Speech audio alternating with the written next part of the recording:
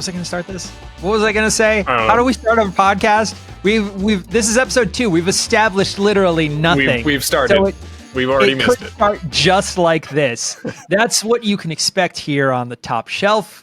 And today we are going to be talking about Dungeons and Dragons. You may have heard of it. Maybe.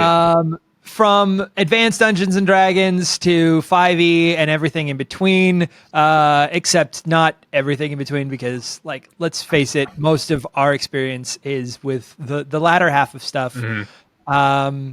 And you know, we touched on this a little bit in the first episode, but my kind of first experience with D&D, or at least like what really got like me into really wanting to play, was Critical Role. Yeah. Like, you get exposed to, and I think that's going to be true of a lot of people, is Critical Role is the gateway into Dungeons and Dragons. Very technically, my first experience was long before that, and I realized that I shouldn't even start talking about that yet, because I didn't even do an intro of like names or anything like that. Hi, I'm Joey Rassool. Hi, I'm Alex Ward. Welcome to our podcast. Yes. Where we talk about TTRPG systems, how to run them, how they play, what we like about them, what we don't. And we try and focus on a different one each time. This time we're focusing on Dungeons and Dragons. Indeed. And I would argue that also, as of this recording, another major influence on bringing D&D to the public would be Baldur's Gate 3. Yeah, absolutely. Like, that has been a new wave of people coming into D&D. Like, you've had direct experience with people saying, like, oh, I've never played, but I played Baldur's Gate, and now I want to get into playing D&D. Yeah, I don't know why they came to me, but they did. And they said these words, and I went, sucks. No, Yeah. it's... You're like, yeah, sure, it would be nice to get a game going if I could ever, like, manage to do that. Arguably, I have much more experience with other tabletop systems than I do with D&D, although I did run a game for you and some other people for about 2 years. Yeah. But I was running one of I was running the Out of the Abyss campaign, which I took great liberties with, because, and there were some reasons. Well, I don't work for Wizards. Fuck it. Yeah. Right. Wait, don't stop sending me magic cards. Look, some of the, like, pre-built campaign books are written better than others. And some of them, like, fit certain styles better than others, and some of them fit certain tables better than others. And it's really hard to tell that when you buy the book. Yeah. Like, I ran Princes of the Apocalypse, and I really, like, gelled with that system, or with the way that book was laid out and the way that story was laid out. It made a lot of sense to me. And then I tried later to run Waterdeep. And it's just like, I need to run it the same way that I was running Princes of the Apocalypse. I needed so much background knowledge of Waterdeep in my head at all times that I'm like, no, I have to figure out a different way to run this, because it just didn't translate the same to, like, how I run games. Yeah, we just became a tavern simulator.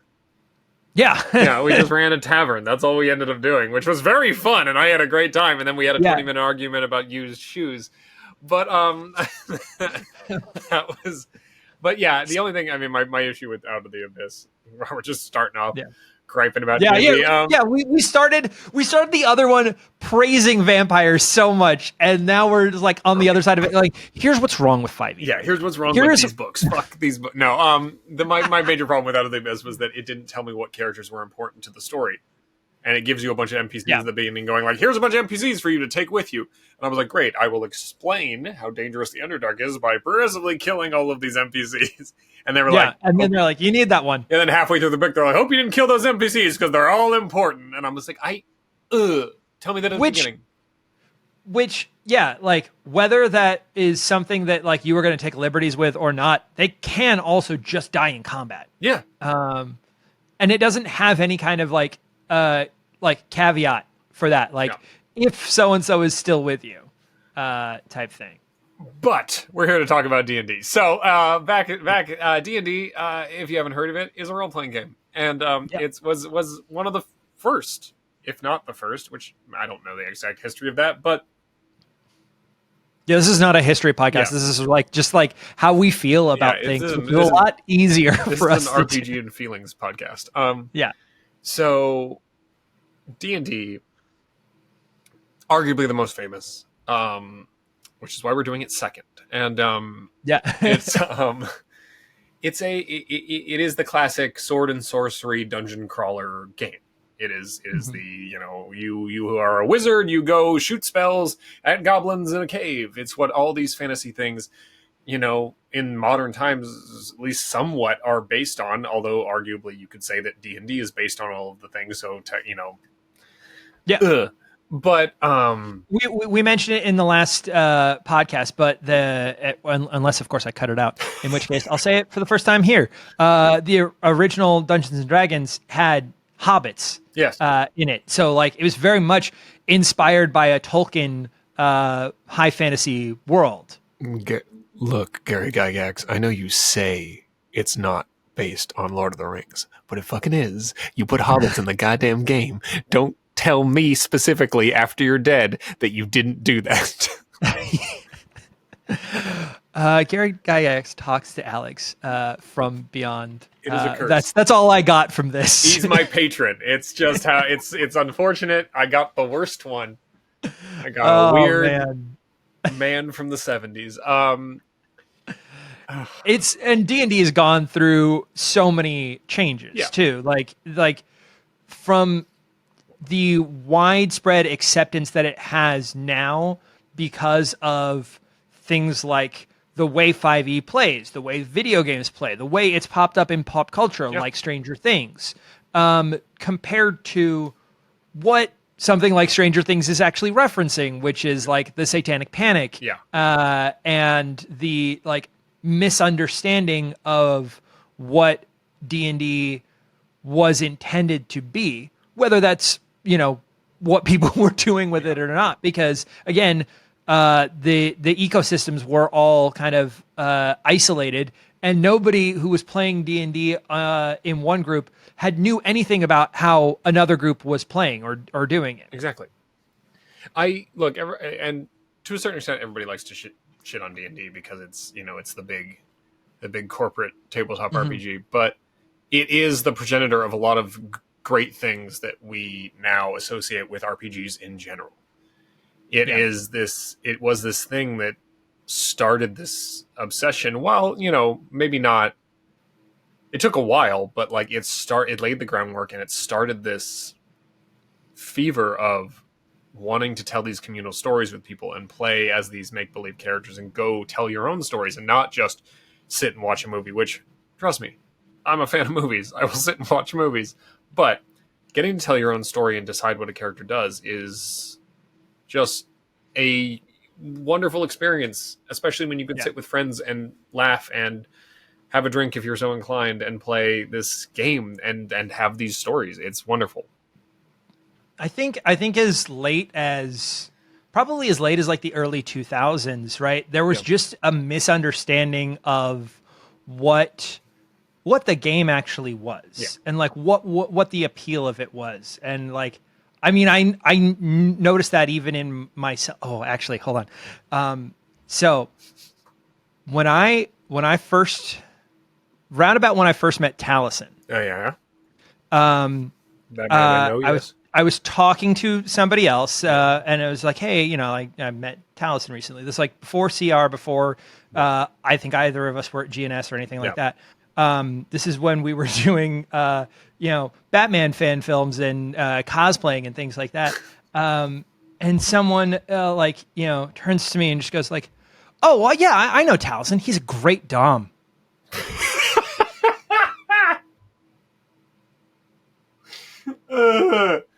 Very funny. And it was only like I processed that as a like early 20s something person would, and it was only years later that I realized that like maybe they said he was a great DM, right? Maybe that's what it was. Maybe. And like just the association in my head, right? but also now I don't know because he's probably both. I'm sorry, Tal. Right? And it's not like it's like, hey, Taliesin, I just want to clear this up. And he could probably be like, yeah, well, I mean, I guess both are true. Yeah. So there was a misconception for a long time about like D&D is only for like nerds and losers and dorks and all those things. And it's like, if you do this thing, then inherently somehow you also don't have a life outside of this and you aren't a functional human being, which is obviously not true. It's absolutely true. But it also had like a little, like, it was fetishized in a way, in the same way that like cosplay was in the early 2000s, where people like didn't understand why you would go dress up and do something. Like they assumed that there was like something that you're getting out of that wasn't as wholesome as D&D or cosplay or anything like that can be. Yeah, there was also a world where someone said, "Oh, I play D&D," and they immediately go, "Oh, you go to a park and you throw Nerf darts at each other and go lightning bolt." And it's like, no, that's not what I mean. Like, there was just a huge misconception as to even what I say I do this thing, the picture it conjures in someone's head is very different. But there is something interesting about Dungeons and Dragons in that, as I said on the last episode, it is a combat simulator. That's what the rules are telling you how to do, is to either build a dungeon or do a violence. And there is a world within that, and Critical Role is a shining example of this, in that it allows you to it gives you no guardrails on how to tell a story. You can tell any story within that universe of fantasy stuff. But it also doesn't give you any guidelines. So a newer storyteller, a newer DM can be completely paralyzed with what to do and way over exceed their own capabilities because there's nothing telling them what to do. There's nothing saying like, hey, here's how you build a small village. Here's how you populate it with people. Here's how you make interesting NPCs. None of that is in the book. Right. Which is both like the initial draw and what makes it challenging, right? Because like if you talk about the age when video games are getting more popular as D&D is kind of growing, you probably get to D&D through something like a video game being too railroady. Yes, you get there from like the possibilities, the structure, like the way to do exactly what you want is possible within a tabletop RPG in a way that it's not in video games. Like you talk about it being a combat simulator, chess is a combat simulator. But it's very, very limiting in its structure. And then D&D has like, that infinitely variable way of dealing with combat. Yes, and like I exactly found Dungeons and Dragons from what you're saying. I was playing Baldur's Gate 1 and 2, which is kind of how I found out. Like I understood D&D was a thing. I understand the concept of like there's a thing where you play with dice and play, whatever, but I didn't have friends who did that. I wasn't into doing that. But I was into video games, and I played Baldur's Gate 1 and 2 and absolutely loved them. And then I was like, oh, I want to learn more about this D&D thing. I want to understand Thaco. I still don't understand Thaco. But it is because Baldur's Gate 2 used 2nd edition rules. So it is a thing where like that's how I came about learning D&D. And then I said this on the last podcast, and then I was on vacation with my family.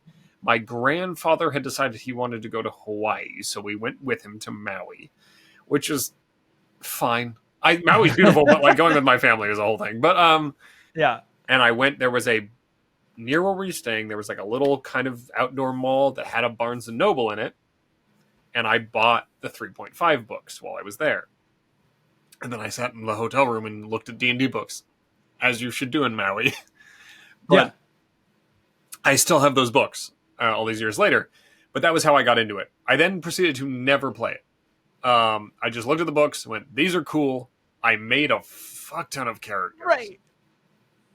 and then never played a game. I made some like half demon ninja thing. Yeah. It was bad. Half demon, half angel. So I kind of ended up finding it in a similar way because I had a friend whose dad had run D&D games for him, and they had second edition and they had 3.5, and at a sleepover we were looking at the books and we started like, I was like, well, let's play, let's start making a character. And I don't remember if we grabbed the second edition or the 3.5 books to do it. Right. We probably started in second edition because I think they had just gotten the 3.5 and they're more comfortable with the second edition rules.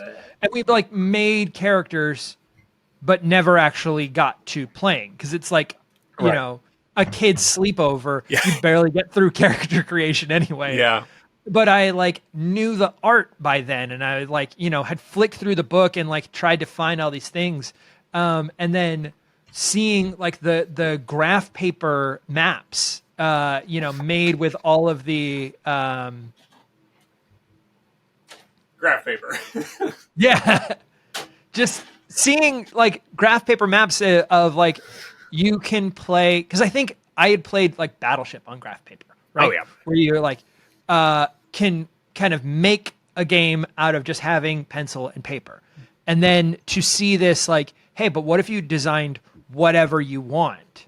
And this almost became like video game level design on a very like grassroots kind of way. So in the same way that you were making a bunch of characters, I was making a bunch of levels, not knowing how games worked or anything like that, but being like, and then this wall will go here, and then like, this will be a trap door. That's cool. And things like that. And I never ended up playing with any of those maps, but like that was the part that felt like I could explore something and build something even if I wasn't playing it. Yeah, absolutely. And that's the thing, is like there's a lot of people who engage in the D&D as a hobby and they never actually play a game. They just like building miniatures or they like doing these things, and there's plenty of different ways to be involved in the hobby. But the thing is that like that game is the one that generally brings people into the hobby of tabletop RPGs. Now, Vampire was mine, but you could argue that it wasn't because I had found D&D earlier and never really played. But like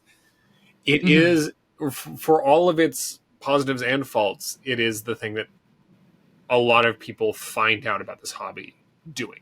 Yeah. And it's important to a lot of people. And a lot of people, like from when they were kids who now are designing RPGs and making their own RPGs, is because of Dungeons and Dragons. And like, that is something that I think people forget a little bit. And like, I by no means am no like, it was paladin in defense of D&D, but I understand the importance of it within the history of tabletop RPGs and why it's important and why people love it. And like, I fucking love Baldur's Gate 3. I love Baldur's Gate 1 and 2. I love Critical Role. Like, I love all these things that are using D&D as the funnel by which they tell stories. Yeah, exactly. And it could be any other system and things like that, but D&D is this kind of gateway. And I think that's what people just like, that's what clicked for so many people, is that like D&D has this ability to kind of be anything. And like, we've played games where people have run completely different types of games within that same 5e system. Yeah. I mean, just between the two of us, we both ran games for each other. I ran a very specific type of game, and you ran a very different and very specific type of game, which was both of our first times DMing things. And like, we both had fun in each other's games, and they were great, and we have good memories of those, and a lot of really dumb shit happened, but like, it was awesome. Like, it was cool. And like, that was like, that was me refinding how to play RPGs after having not played since I was like 18 or 19, was rediscovering how to do that, and how to play these games and how to make a character and do this thing that I now do a lot. And like, and is now weirdly become a second kind of job for me. And it's like, oh wow, that was weird. That thing I was doing in high school, it's like one of my favorite things. And I think this is like, where you start to look at like what makes D&D powerful is like the pace at which things happen.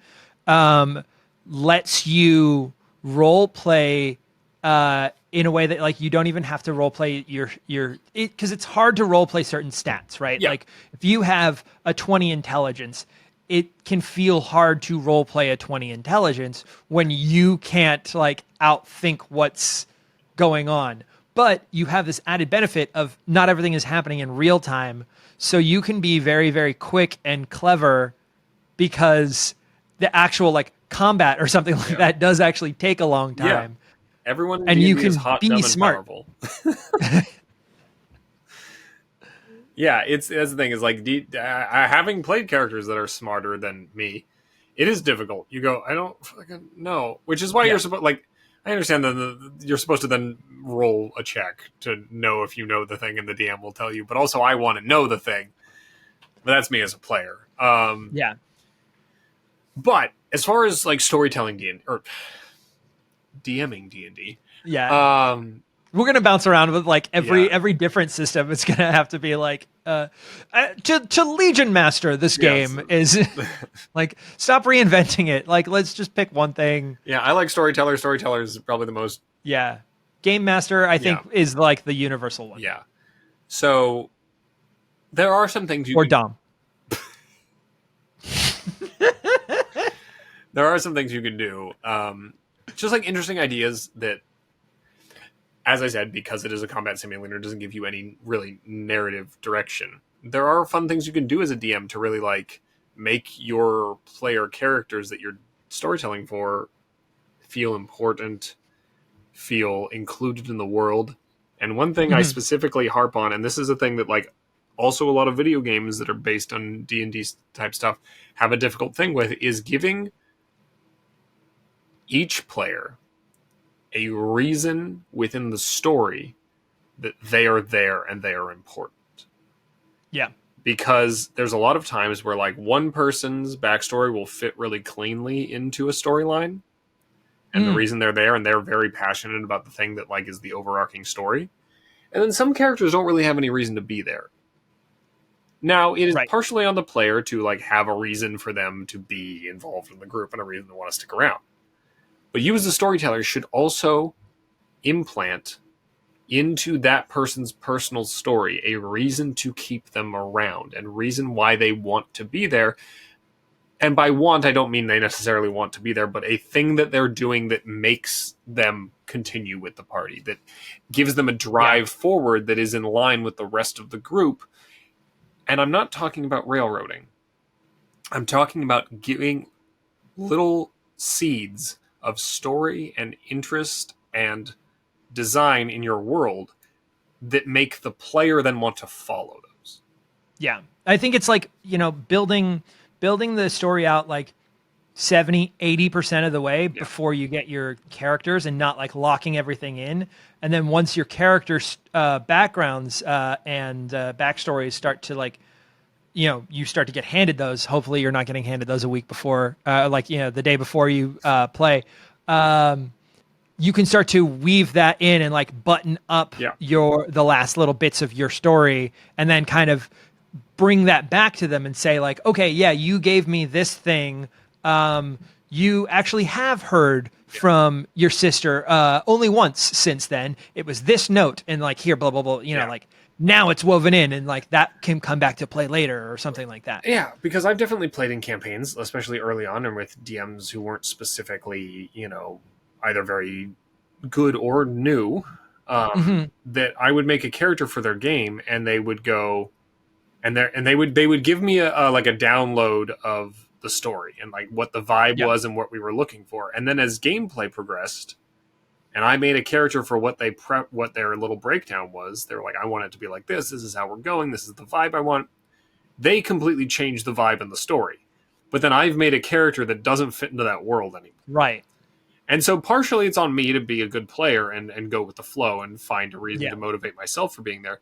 But the storyteller should then also help me with that. If they've decided to go a different direction, even though I previously was stated this other way, help me have a reason to be there.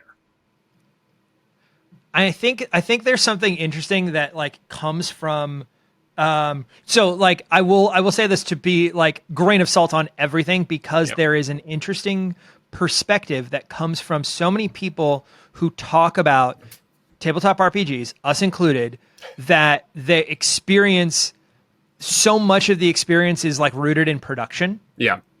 Because to become a somewhat authority on tabletop RPGs or whatever, you have to have done it in production. That is part of how this goes. And then that means that there's a certain responsibility within that game to keep it going, to keep the structure going, to like give as much as you take and all that. And like a home game isn't necessarily requiring that, but I think it runs more smoothly if you're willing to do it that way. Yes, and within the confines of a home game, and I'm speaking mainly about home games, is that you don't need to do that. Like, someone doesn't need to be involved in something, but then you have one player who's sitting out and not participating unless they themselves are actively pushing themselves into a place. And you want to weave a story that gathers everybody and brings them all in for different reasons. And you want to have everybody have an investment into... And like everything I'm saying also requires the participation of the player. And this is under the umbrella that you have good players and people who care and all of these things, and your friends that really want to be part of this thing. So they will be doing work as well. But you as the storyteller want to gather everybody up, not just a few people, to tell the story. You want to lift everybody up as a whole, but in different ways, so it doesn't all feel like the same. And doesn't feel like you all are here for the same reasons. Give them differences. Give them little cool story moments. Give them things that like specifically are for them, but then involve the other people in those. Like, they can have their secrets, they can have their private moments, but then it eventually needs to work its way around to gather everybody up. Yeah, the characters are different, so the motivations should be different.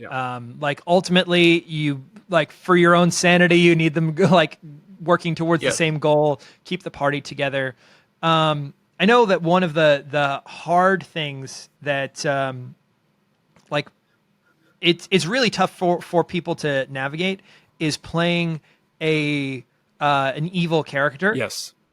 And still making that like cohesive to everybody playing a game together, and not kind of derailing an entire session or an entire game, still making it fun for everybody. Like, that is I think that's one of the biggest challenges for a player in D&D. And it's something I love doing. I love playing an evil character in D&D, specifically an evil character who works with the rest of the party. Because just because a character is evil doesn't mean they can't do good things. And it doesn't mean they can't work with other people. It doesn't mean they can't tell jokes. It doesn't mean they can't be nice. It just means that they inherently will do the evil thing and not feel bad about it. Yeah. You know, like, and conversely, a good character can do an evil thing and then feel bad about it. Yeah. Like, it is important. And like we did a one shot. Joey ran it a long time ago that was very cool. It was just a thing of like, well, you know, a bunch of people having to one time every year this wizard's tower flies by this one outcropping, and you have to make it across, and you explore the wizard's tower. And I played an evil character in that, but I played an evil goblin.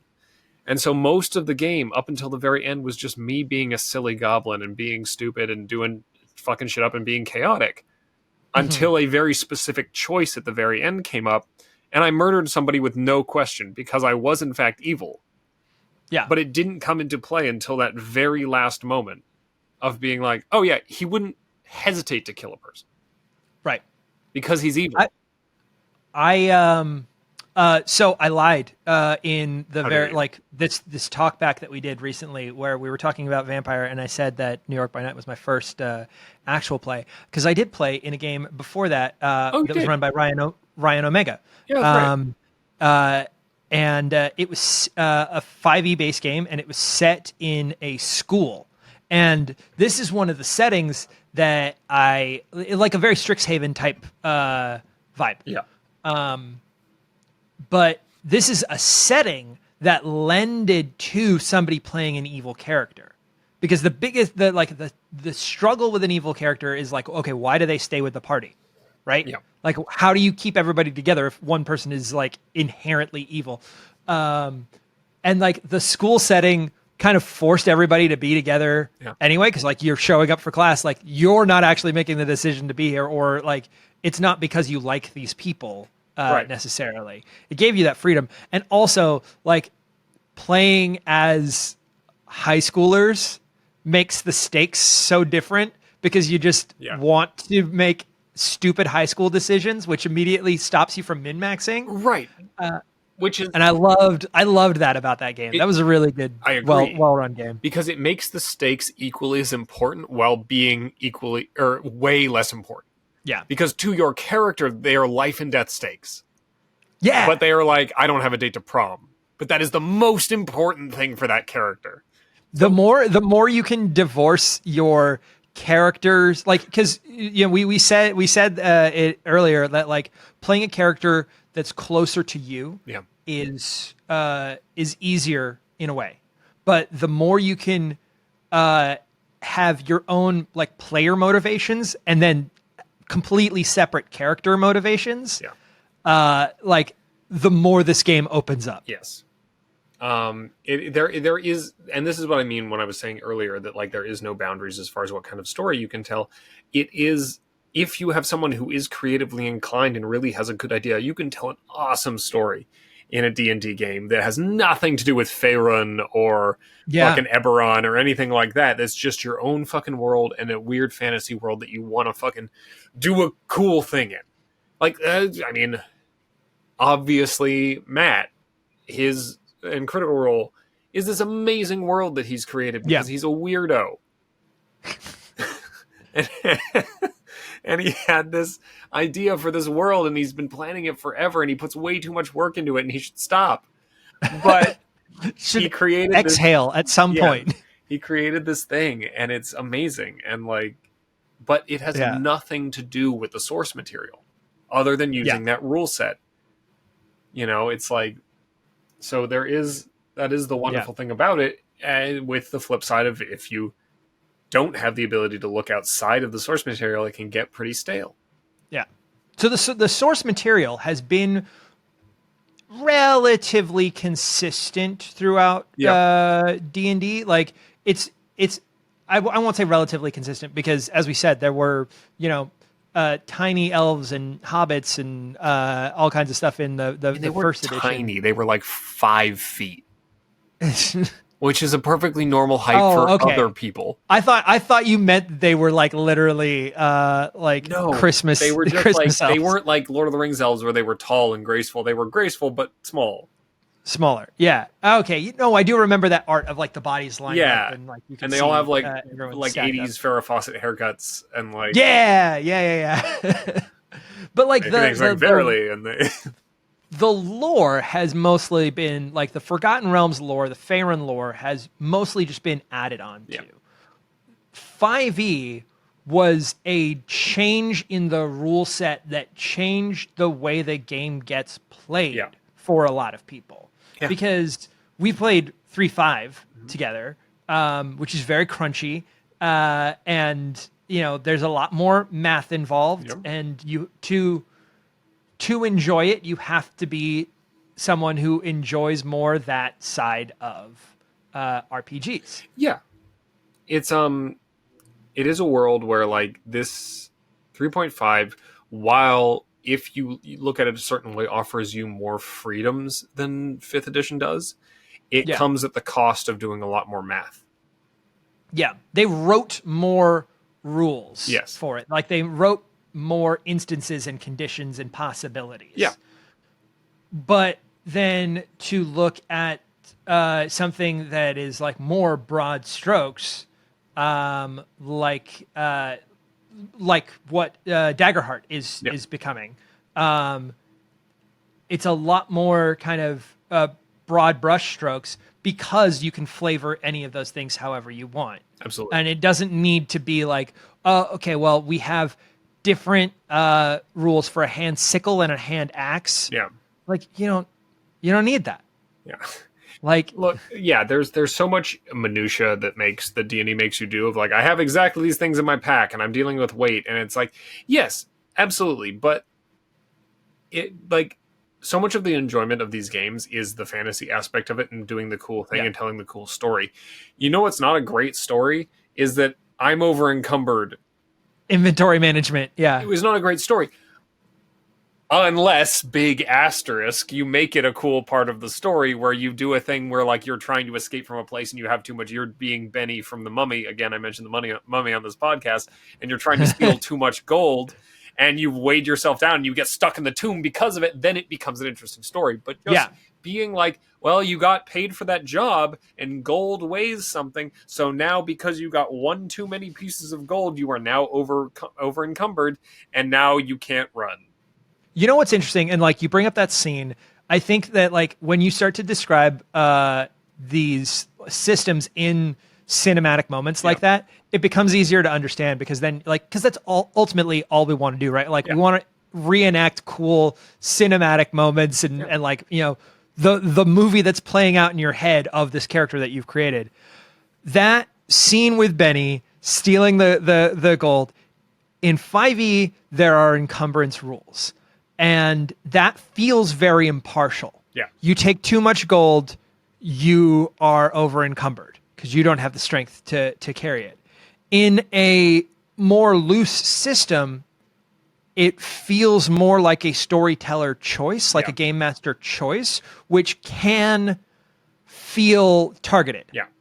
Like it can feel like, oh, for another player, I would have let that slide. But for you, because you've been shitty, I'm going to add encumbrance here. Yeah. And whether that's true or not, like players can feel like that. So sometimes like having those rules really does make the game feel impartial. And like the DM is at the is at the mercy of the dice just as much as the players. Right. And that is part of it. But like it's not always the case, but it can feel that way. Sometimes you need a system that's got more rules. Sometimes you need a system that's got less rules. Depends on the table. Right. Depends on the table. Some players work, like there are players who D&D is the game that works for them, and it's not the game that works for me as much, but it is the game that works for some people, and like they like those rules, and I prefer to do the thing of like, yeah, you could reasonably carry that. That makes sense. But like, yeah, I'm not going to make you write down, I have this and this and this, because like, yeah, it would make sense that you would have that. Fine. And then I'm not going to punish you if you're like, oh, I forgot to write down rope. And I'm going to be like, well, then you don't fucking have it. And, you know, now we're both sitting here with a puzzle that is uncompletable because you don't have rope. Yeah. Like, what was it? Candela has those rules of like, you know, like whatever you conceivably have. Love Candela. It is it's whatever you can conceivably have as far as like small items. Like you have your wallet and your keys, you know, it's like that. But then for any bigger items, you have a list of like 6 things on the character sheet. 3 of them are basic, like generic items, and 3 of them are like class specific items. And as they would come up in the story and you would say need one of these things, you have 3 usage, I believe it's 3, where you can check off a box and be like, I have this thing. And you've had it the whole time, but now's the time when you need to use it. So you check that off. But once you've done that 3 or 2 times, I can't remember exactly, then you can't do that anymore. It's like, no, you have too much. You've brought the stuff you brought. You know, I always loved in 10 Candles, like there's like no limit on what you can have and stuff like that. And the way Ivan was running it at GNS, like I remember somebody like in this moment of panic was like, one of the truths that I know to be true is that I found a hand grenade. And it was like, yeah, you can absolutely do that. The way the game works is that when one of those candles goes out, something bad happens. It doesn't like, it's not something that could be solved by having a hand grenade. It's that something bad, like the game system works differently. Yeah. We're spending a lot of time talking about other games that aren't fun, that aren't D&D. Obviously we play a lot of other games, but there is something like one of the things that I think hampers players when playing D&D is getting too stuck into the meta lore of D&D. Oh, okay. Like being like, well, this is in the Forgotten Realms. This is in, you know, Dragon Lance. I almost said Dragon Shield. I was like, those are card covers. And you get so what is and what isn't in this plane of existence. Or this world, not plane of existence, but this world. And to hampering your own story. Yeah. So like, just call it something else, unless you specifically want to, like, I'm gonna go run a game with Dritz in it. Yeah. But Yeah, like, and not there's to kind shit on anyone's game with Dritz in it, but I just that character bugs me. But I just it's one of those that needs a revamp. yeah. There is there's a freeing sensation or a vibe to not having to be constrained by those rules. Now, you know what it is, like, more than anything, is that like players are so like there are players that are so interested in the world, and they learn so much about the world that you get to this point where it's very, very hard to play from your character's knowledge. Like, that's exactly. When you as a player know the difference between chromatic and metallic dragons, the threat of a dragon, like a gold dragon dropping down in front of you, is not there, because you're not having that moment of, are you friend or foe? Right. Whereas like a brand new player does have that moment of like, oh, I have to fight a dragon right now. Yeah. And like an experienced player is going to like inherently metagame that a little bit. Like, hopefully you can play around it and maybe like totally dive the other way and be like, oh my God, a dragon. Yeah. But it's tough to feel that kind of like internal like realism. That's exactly what I was metagamed that much. Yeah, that's exactly what I was getting at, is that like, because so much of the rules and the way the world works in these specific canon universes of D&D, you have this background knowledge where you're like, oh, I know what this means. I know what this means. I know this creature is generally this. I know that. So it makes it harder for the storyteller to tell their story, because you have preconceived notions about what the story is going to be because of the characters that are being introduced to the creatures you're encountering. So regardless of if it's metallic or chromatic, a dragon is fucking scary. Yeah. Like, and regardless of if it's good, it could be the nicest dragon in the world. It still is scary. Horses are scary whether they're nice or not.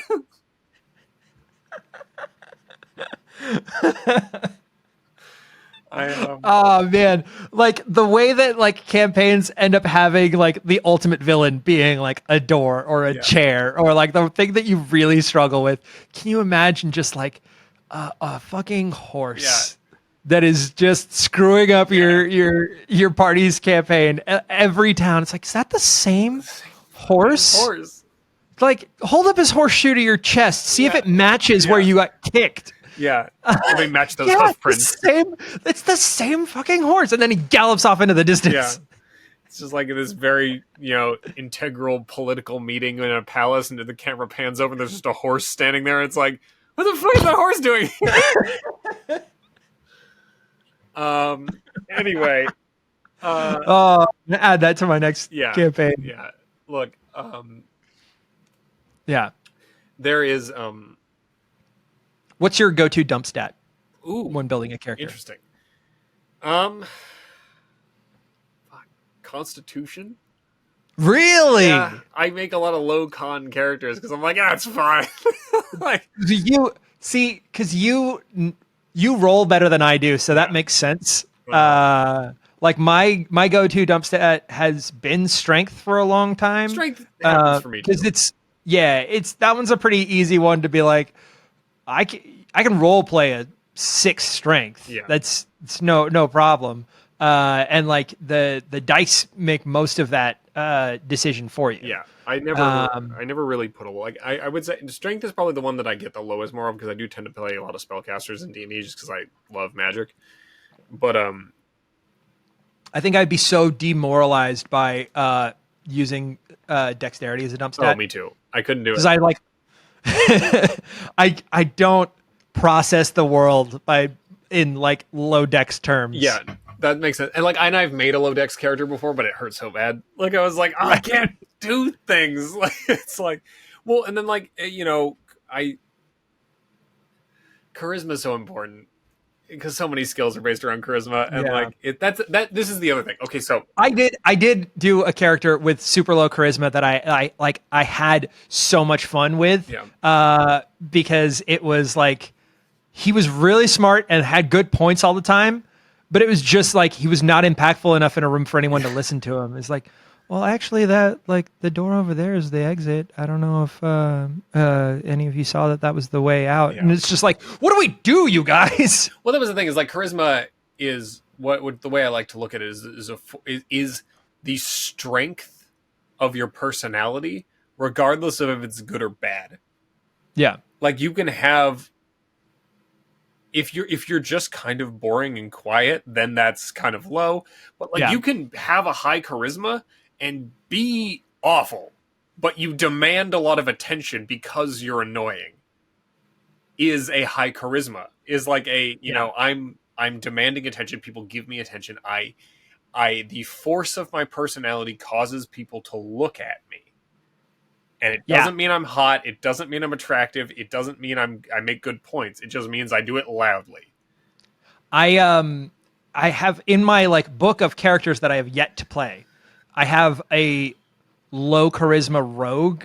I like that. That is like wants to be one like a glorified highwayman and like get all the like wanted posters and stuff like that, but he can't because he just can't make an impression. I do like that, actually.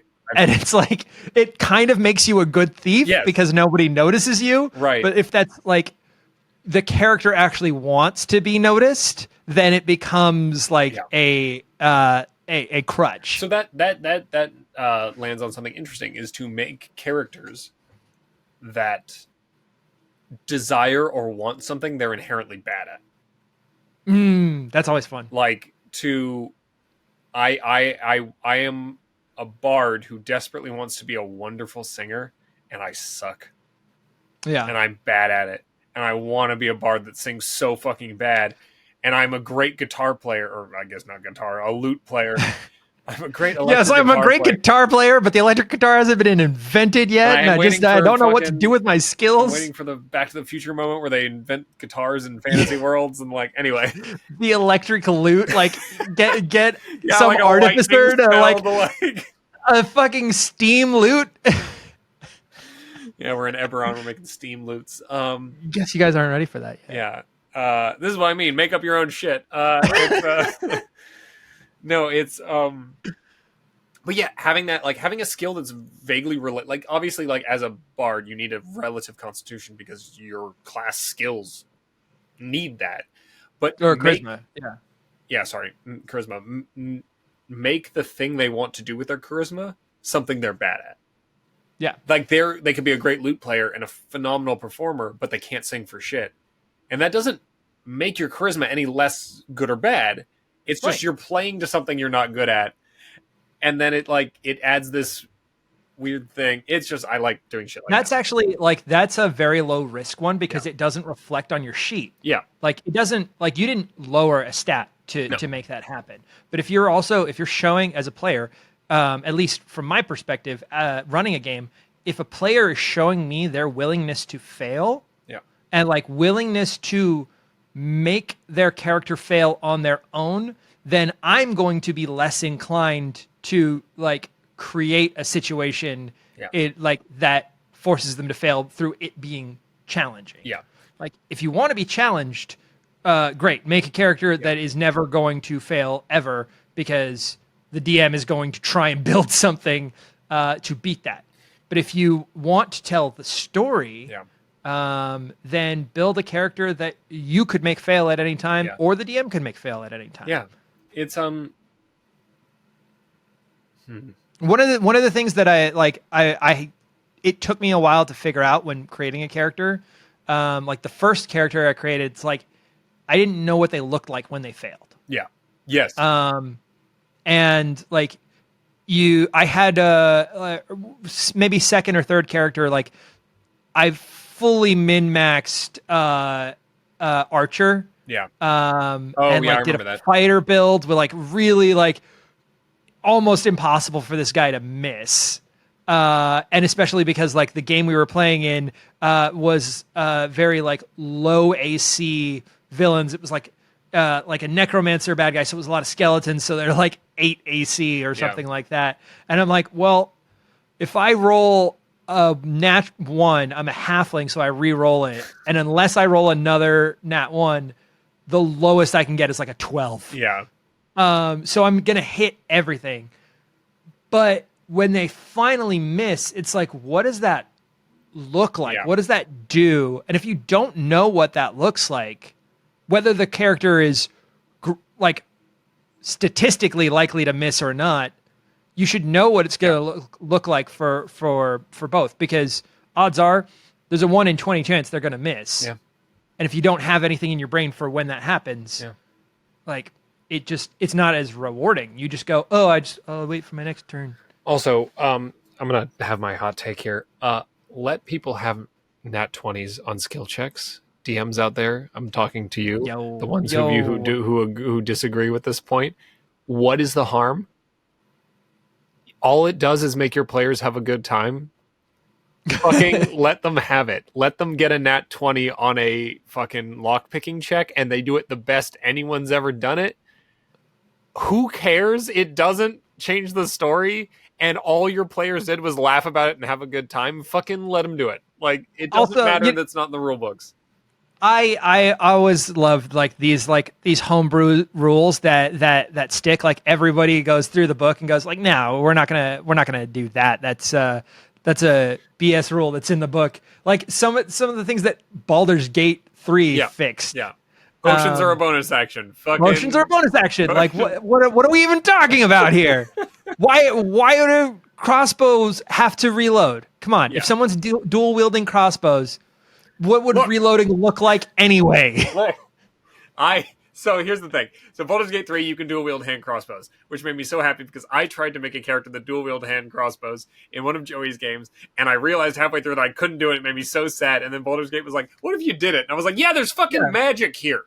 These are magic crossbows. What if we just made it cool, you guys? Yeah. These are magic crossbows. They can reload themselves. Who the fuck cares? Let me do the cool thing where I shoot 2 hand crossbows like I'm in a fucking Bad Boys movie in fantasy world. Like, hook it. You gotta come up with an outfit that has hooks. Yeah, it's like your armpits. Fair Bad Boys. Yeah. It's like hooks on the hips, so you can just go like and just be like. Oh yeah, that would have been cool. Yeah, not like fucking this. You're like doing a. I was like, wait, which part of my body's in camera? It's got to be armpits. That's the only way. Point. So, look, we obviously didn't have an outline for this podcast because we're all over the place, but it's D&D.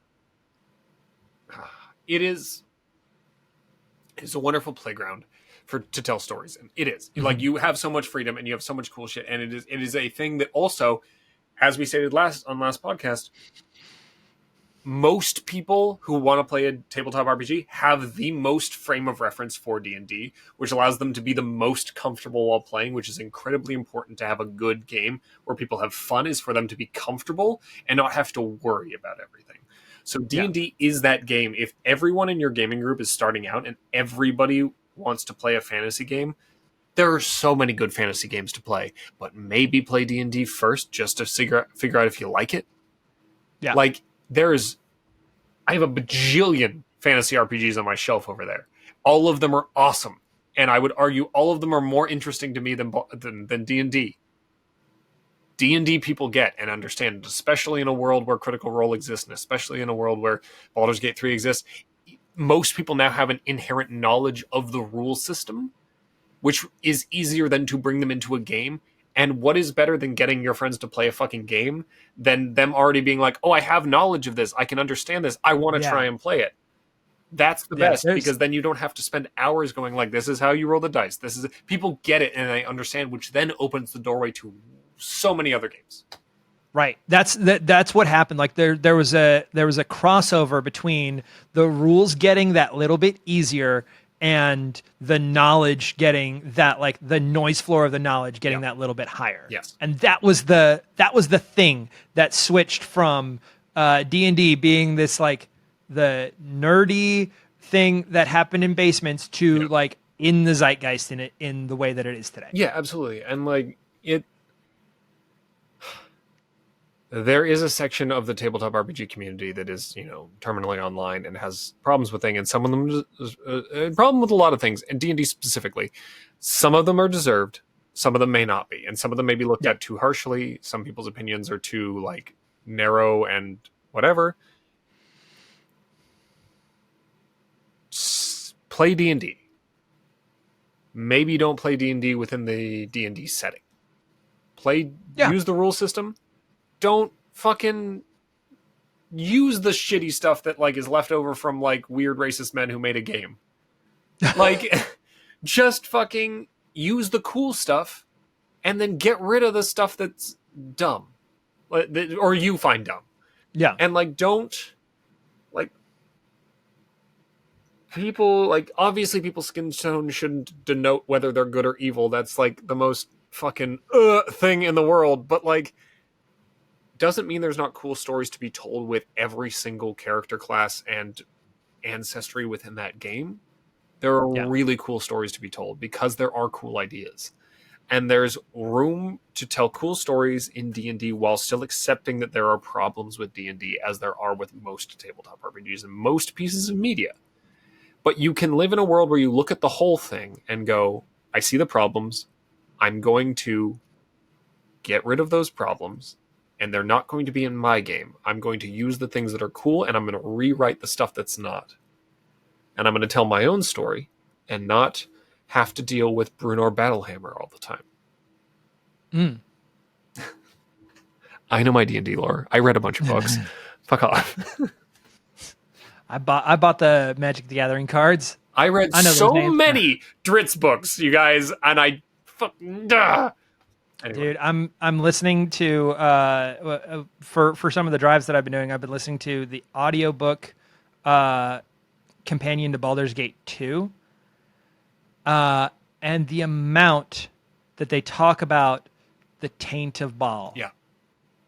And I just like, you guys, like no one double checked this, right? Look, like Baal's taint is all over that book. Look, the most important place on Baal is between the balls and the butthole. Is the most important Baal's taint. Place that God. They're just like the constant like, you thought that Baal was behind the taint, but it's really the taint that was behind Baal the whole time. Like, no, come on. Stop. No, there's no way that you didn't hear that. Yeah. Oh man. Yeah. Look, we're getting close to the end here, and I'm gonna steal this segue from Joey. Tabletop RPGs should be fun. Doesn't matter which one you're playing. Play any tabletop RPG. But D&D is accessible to a lot of people and is the one that they have the most frame of reference with. So if you don't have a gaming group and you're trying to get your friends into gaming and none of them have ever expressed like a game they specifically like, try D&D with them. It'll be I think the easiest to get people into the thing, and then they'll get a vibe for how tabletop games work, and then you can introduce other games. I'm still trying to do that with these people.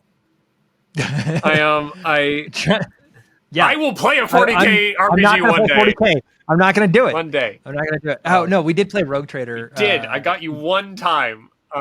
Anyway, but that being said, like, while D&D is the target for a lot of criticism and a lot of like problematic things, and some of that is very deserved, it being from a big corporation that doesn't really care and all of these things. Yeah. It's not a perfect game. Some things have gotten better. Some things have gotten worse. Yeah. It's also the most under the microscope game because it is the most popular. It also has the longest reputation, and it's going to be judged. Yeah. But that doesn't mean that you can't have fun playing it. Yeah. And if it's the only game you have access to and it's the only thing that your friends know, fucking play it. Yeah. Don't let someone on Twitter tell you that that D&D is not the game to play, that you're a bad person for playing D&D. Fucking play D&D. Like, play it with your friends if that's what they want to play. Would you rather just not play any games, or would you rather play a game with your friends, even if it's not like the game that someone online tells you is the best one to play?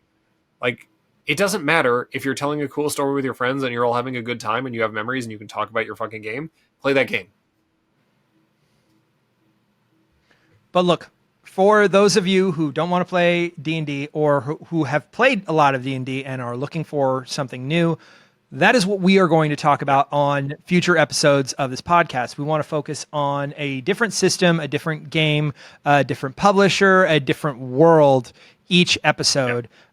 So we started off with like two of the biggest ones for us, Vampire and D&D. And now we're going to start to branch out into some of the more obscure stuff, some of the stuff that we've played that we want to play more of, some of the stuff that we haven't played that we've just fallen in love with, like the art or the way the system works. I want to talk about I want to talk about 10 Candles. I want to talk about Blackbirds. I want to talk about Die. I want to talk about City of Mist. I want to talk about Morkborg. I want to talk about fucking any of the 40 fucking Imperial Maledictum. I want to talk about fucking Cult. I want to talk about I got so many books on that shelf. I want to talk about kids on bikes. I want to talk about little adults on bikes. I want to talk about I want about children in cars. I want to talk about so we're gonna get to all of it. Until then, you're right. Or we won't. And this will just be like one of our many campaigns that we've tried to run at home that peter out eventually. Peter, man. Fucking Peter. Also, we'll have other people come on and talk about their games. Yeah, won't just be us. We know a lot of people who've made games and whatnot. We would love to have them on to talk. So that'll be in the future. So you can stop hearing us talk about stuff that we just have opinions and no actual knowledge on. That's basically it. Yeah. So until next time, thank you for joining us on the Top Shelf. Yes, this was Top Shelf.